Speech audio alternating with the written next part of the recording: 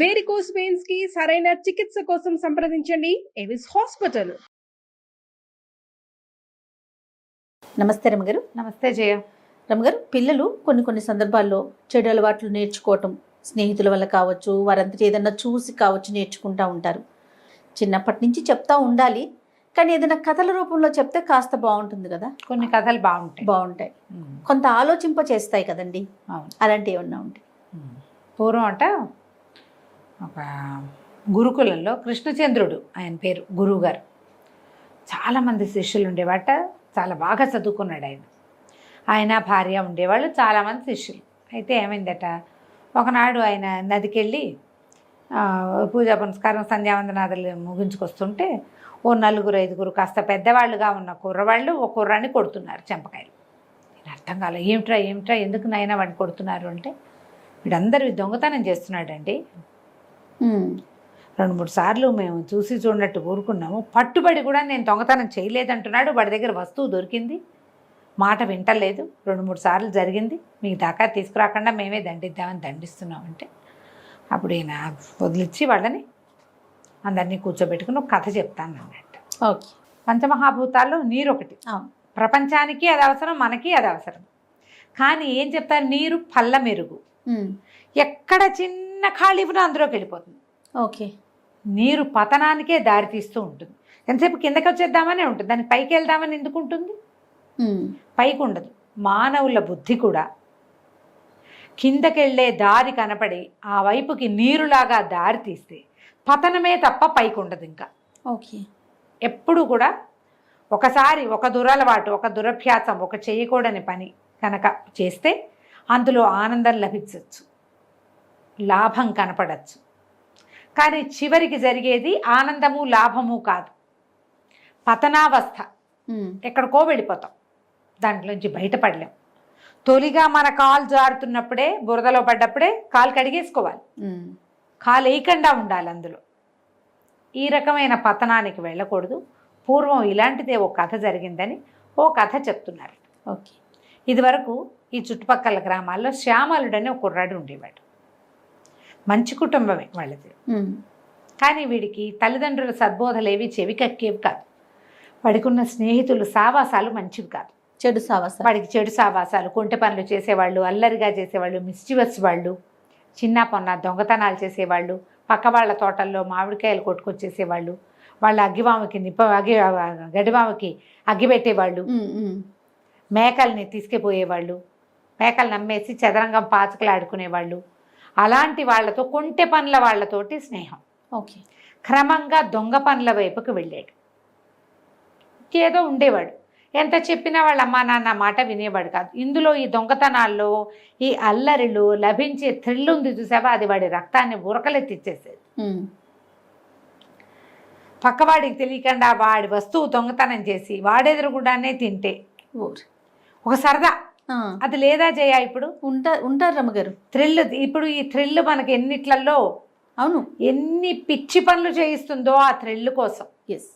ఆఖరికి మనం అసహ్యకరంగా చెప్పుకునే ఎక్స్ట్రా మ్యారిటల్ ఎఫైర్స్ కూడా థ్రిల్ కోసం చేసేవే. అంతే, అంతకంటే అధికంగా లభించేదేం లేదు ఎవరికి తెలియకుండా చేయటంలో ఉండే థ్రిల్. అదొక్కసారి బుద్ధికి నేర్పామా, అలవాటు చేయడానికి అదే చేస్తుంది. అయితే ఇలాగే చేసేవాడు సరిగ్గా చదువుకునేవాడు కాదు. అయితే ఏమైందట, ఆ కాలంలో రాజుగారు అక్కడ పెద్ద అమ్మవారి దేవాలయం ఒకటి ఉందట. ఓకే. ఉంటే అమ్మవారికి విశేషంగా కొలుపులు చేయించి ఒక నవరత్న హారం చేయించారు రాజు. ఆ నవరత్న హారంలో ఆ కింద భాగంలో ఎక్కడ పతకాలు ఉంటాయి కదా కిందకి, పెండెంట్స్, అక్కడ ఒక పెద్ద మణిని పొదిగించారు. అది చాలా మేలు చేసే మణి అని చెప్పుకునేవాళ్ళు, పెద్ద మణి. అయితే ఏమైందట, అవతల దేశపు రాజుగారు ఒక ఆయన, కాలభైరవుడు, కాలవర్ధనుడు లాంటి వాడు, కాలవర్ధనుడు ఇక్కడ అమ్మవారికి కొలుపులు జరుపుతున్న సమయంలో వచ్చాడు. అమ్మవారిని సేవించుకున్నాడు. ఈమె చాలా శక్తివంతురాలు, మహాకాళి, చాలా విశేషమైన సేవలు జరిపాడు. కానీ అతనికి ఆ వజ్రాల, ఆ నవరత్న పథకం మీద దృష్టి ఉండిపోయింది. ఆ నవరత్న పథకమే ఈ అమ్మవారికి ఇంత కళ్ళం తెచ్చిందని, ఈ రాజ్యం ఇంత సుభిక్షంగా ఉండటానికి అదే కారణమని భావించి ఎలాగైనా అది కొట్టేయాలనుకున్నాడు. అనుకొని ఏం చేశాడట, ఇంటికి వెళ్ళిపోయి తన రాజ్యానికి వెళ్ళిపోయి కొంతమంది చారులను పిలిచి ఎలాగైనా ఏదో ఒక దారి ద్వారా ఈ నవరత్న హారాన్ని పట్టుకురండి, ఓకే. తెచ్చిన వాడికి నిలువెత్తు ధనాన్ని ఇస్తానని చెప్పాడు. ఈ చారులలో కొంతమంది ఈ ఊరు వచ్చారు. ఈ శ్యామలుడు ఉన్న ఊరు, కుర్రాడు కథ చెప్తున్నాం కదా, ఆ ఊరు వచ్చారు. అక్కడ ఉంది అమ్మవారి దేవాలయం. అయితే ఆ దేవాలయంలో ఉన్న పూజారిని మొత్తానికి ప్రలోభ పెట్టారు. ఒకరోజు రాత్రి ముహూర్తం పెట్టుకున్నారు. ఆ రోజు సాయంకాలం అనుకోకుండా దేవాలయంలో ఏదో విశేషమైన సేవ, ప్రసాద వితరణ బాగా జరుగుతుందని జనం చేరారు. బాగా జనమంతా వెళ్ళిపోయాక ఎక్కడో ఆటకాయగా గోలికాయలు ఆడుకుంటున్న శ్యామలుడు అండ్ ఫ్రెండ్స్ ప్రసాదం ఏమన్నా మిగిలిందేమో తిందామని దేవాలయం దగ్గరకు వచ్చారు. ఓకే. వచ్చేసరికల్లా వాళ్ళు అందాక వచ్చిన వాళ్ళు కొంతమంది ఎవరో ఆ తండ్రులు వాళ్ళు వీళ్ళు కేకేస్తే వెళ్ళిపోతే శ్యామలుడు ఒక్కడు నేను వెళ్తాను, ప్రసాదం ఉందో లేదో చూసొస్తానండి వాడు దేవాలయం దగ్గరకు వచ్చాడు. అప్పటికి ప్రసాద వితరణ అయిపోయింది. దేవాలయం తలుపులు కూడా మూయబడ్డాయి. కానీ వీడు దేవాలయాన్ని సమీపిస్తుండగా చుట్టుపక్కల బోళ్ళంత తోటగా అంత బాగా పువ్వుల చెట్లు అవి ఉన్నాయి. ఒక చెట్ల మాటున పూజారి గారు ఆ చారుడు ఇద్దరూ మాట్లాడుకోవటం వాడు చూశాడు. ఏదో జరుగుతోంది ఇక్కడ అని తెలిసింది. వాడు ఏదైనా జరిగేదాకా అక్కడే మాటేసి ఉండాలని అక్కడ ఉండిపోయాడు. ఉండిపోతే చారుడు తందారితో పోయాడు, పూజారి వెళ్ళిపోయాడు. రాత్రి 12 గంటల వేళ పూజారి ఒక్కడే వచ్చాడు. వీడు వేచి ఉన్నాడుగా ఏదో జరగబోతోందని. ఎప్పుడైతే ఈ పూజారి తలుపులు తీసి దేవాలయం లోపలికి ప్రవేశించాడు, మన వెనకాలే శ్యామలుడు కూడా వెళ్ళిపోయాడు. ఏంటి పూజారి గారు ఏం చేస్తున్నారు రాత్రిపూట అని అడిగాడు. అడిగిపోయాడు. అప్పుడే అమ్మవారి మీద చేయబెట్టి హారం పుచ్చుకున్నాడు. ఉలిక్కిపడి హారాన్ని వదిలేసేసి అడిగిపోయి ఏం చెప్పాలో తెలియక, ఒరే బాబు నువ్వెట్లా వచ్చావురా, ఎట్లా వచ్చావు, నేను 8 గంటలకే చూశాను, అప్పటి నుంచి మీరేం చేయబోతారా అని చూడడానికి నుంచున్నాను, ఏమిటో సంగతి చెప్పండి అన్నాడు. అప్పుడు ఆయన వణికిపోతూ ఎవ్వరికీ చెప్పద్దురా, నీకు కూడా ఏమైనా ఇప్పిస్తాను, ఈ హారాన్ని కాలవర్ధనుడికి మన పక్కనున్న నగరానికి కాంభోజ రాజ్యానికి తరలించేందుకు ప్రయత్నం జరుగుతోంది, నిలువెత్తు ధనం ఇస్తానని ఆయన ప్రకటించాడు, అందులో సగం వీళ్ళు నాకు ఇస్తామన్నారు. దేవాలయంలో ఉంటే ఏమొస్తుంది, ఈ హారాన్ని వాళ్ళ పరం చేసి ఊరు వదిలి పారిపోదాం అనుకుంటున్నాను నేను అనేసరికల్లా వాడన్నాడు, కుర్రాడు శ్యామలుడికి వెంటనే సరదా వచ్చేసింది.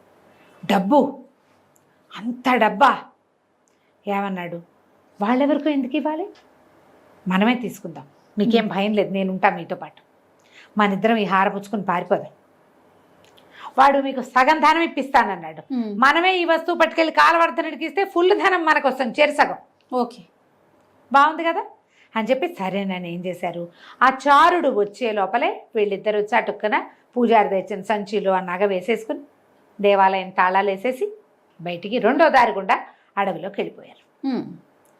నడిచి వెళ్తుంటే వాళ్ళిద్దరికీ ఏమనిపించింది, ఇంత దూరం వచ్చాం, ఇంకొక 7-8 గంటలు నడిచామా ఆ ఊరు చేరిపోతాం, ఈ గోన్ సంచిలో ఏముందో ఎవడికి తెలియదు, మొత్తం సొమ్ము నాకే కావాలని ఇద్దరికీ అనిపించింది. చూడండి, అనిపించాక ఏం చేశారు, ఒక బాగా ముందుకెళ్ళాక శ్యామలుడు అన్నాడు, అమ్మో కాళ్ళు పడిపోతున్నాయి, ఆకలేసిస్తుందండి, మీరు ఇక్కడే కూర్చోండి, ఊళ్ళోకి వెళ్ళి ఏదైనా ఫుడ్ పట్టుకొస్తానన్నాడు. ఆయన అక్కడ కూర్చోబెట్టాడు. వీడు ఊళ్ళోకి వెళ్ళి ఏదో పళ్ళు గిళ్ళు కొనుక్కొచ్చి పూజారి గారు తినటానికి ఏదో తీసుకుని అందులో కొద్దిగా చిన్న విషపు సీసా ఒకటి కొని దాని మీద వేసేసి పట్టుకొచ్చాడు. ఈ లోపల పూజారి గారు ఏం చేశాడు, అటు ఇటు తిరిగి కొంచెం పిచ్చి పుచ్చకాయలు అవి ఉంటాయి అడవుల్లో, ఒక రకమైన చేదు, అవి తింటే చచ్చిపోతారు. అడవిలో అక్కడక్కడ జామ పళ్ళు కనపడుతుంటే ఏం చేశాడు, జామ పళ్ళు పట్టుకొచ్చి ఈ పుచ్చకాయల్ని బాగా చిన్న చిన్న పుచ్చకాయలు మనం ఇవ్వంటారు ఏమైనా అంటే నేల విసిరి లాంటివి, ఒక రకమైన చిన్న చిన్న కాయలు, విషముష్టి అలాంటి కాయలు బోల్డన్ ఉంటాయి, ఇవన్నీ పిచ్చి పేర్లు చెప్తున్నాను నేను. ఈ పేర్లవి ఈ కాయల్ని బాగా నలిపి ఆ రసం తీసి పళ్ళంతా పట్టించేసి బాగా ఆరబెట్టేశాడు. కుర్రాడు వచ్చాడు, శ్యామలుడు వచ్చి నేనేమో తినేశానండి, మీరు ఇదిగో ఆహారం తినండి అని ఆయన చేతులు పెట్టాడు. ఈయన అన్నాడు, ఒరే 2 జామపళ్ళు నేను తిన్నానరా, ఈ జామపళ్ళు నువ్వు తినని ఆ 2 జామకాయలని ఎత్తి శ్యామలుడి చేతులు పెట్టాడు. ఓకే, శ్యామలుడు జామకాయలు తిన్నాడు, పూజారేమో వాడు తెచ్చిన శ్యామలుడు తెచ్చిన ఆహారం తిన్నాడు. కాసేపటికి ఇద్దరు విష ప్రభావంతో చచ్చిపోయారు. ఆ కథ చెప్పి చూడు ఒక్క చోట అత్యాశకి పోతే అత్యాశ దొంగతనం నుంచి హత్యకి పురికల్పింది. అంతే. మామూలుగా అయితే వీళ్ళలాంటి వాళ్ళు కాదు, ఒక్కసారి దిగితే దిగజారుడు మెట్లయిపోతాయి కదా, ఒకదాని తర్వాత ఒకదాని తర్వాత ఒకటి. అందుకని తప్పులు మొదటే చేయకూడదు. ఒకసారి చేసాం పట్టుబడ్డాం, ఇంకా చేయకూడదు.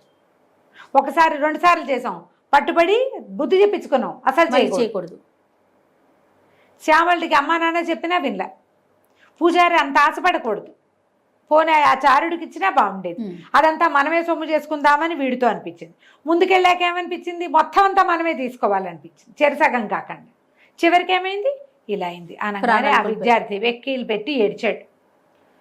నేను కూడా పతనంలోకే వెళ్ళిపోతాను గురుగారు, మీరు మమ్మల్ని రక్షించారు, నన్ను నేను ఇంకెప్పుడు దొంగతనం చేయనండి అని కాళ్ళు పట్టుకుని తెగేడ్చి శోకాలు పెట్టి పిల్లాడు వెళ్ళిపోయాడు. మిగిలిన వాళ్ళంతా కూడా ఉండిపోలేరా, ఏడబోకి ఇంకెప్పుడు ఇలా చేయకూడదురా, చూడు ఎలా అయిపోయింది, కథ చూసారా చెప్పారు అని చెప్పేసి వాడితో మాట్లాడుతూ ఎలాంటి పరిస్థితుల్లో ఎవరెవరు ఇలా అయిపోయారు, పురాణాల్లో ఆ కథలు ఈ కథలు చెప్పుకుంటూ విద్యార్థులంతా వెళ్ళిపోయారు.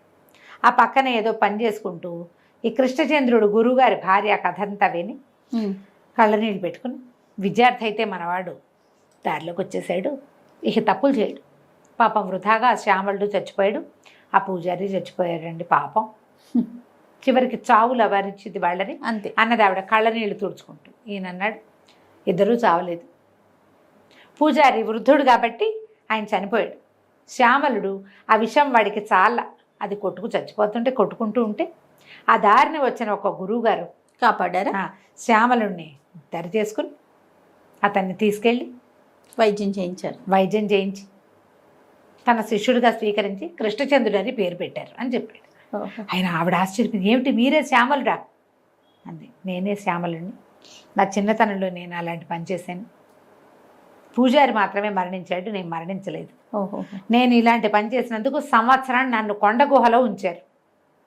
బోస్టన్ స్కూల్ లాగా ఏదో ఉంటుంది కదా, బోస్టన్ స్కూల్ అయినా దాన్ని ఏమంటారు, ఏదో స్కూల్ పిల్లల్ని పెడతారు కదా, తప్పులు చేసిన పిల్లలు, ఆ స్కూల్లో పెట్టారు. అలాగే నన్ను కొండ గుహలో సంవత్సరం పాటు ఉంచారు, తర్వాత నన్ను శిష్యుడిగా స్వీకరించారు. మరి ఆ హారం ఏమైందంటే, ఆ హారాన్ని వారం తిరిగేసరికల్లా అమ్మవారికి మా గురువుగారే సమర్పించేశారు, నన్ను ఆయన మార్చారు. ఎవరికైనా మారేందుకు అవకాశం వస్తుంది, తీసుకోవాలి, ఎలాంటి పతనావస్థలో అయినా మారేందుకు అవకాశం వస్తుంది. తొలి కాలంలో వచ్చినప్పుడు తీసుకుంటే అదృష్టవంతులు. నా అవకాశం నాకు ఎట్లా వచ్చిందంటే, నన్ను 1 సంవత్సరం పాటు ఉంచారు, నాకు అదే నేను చెప్పానని చెప్పాను. కథ కంచికి మనం ఎంత బాగుందోనండి.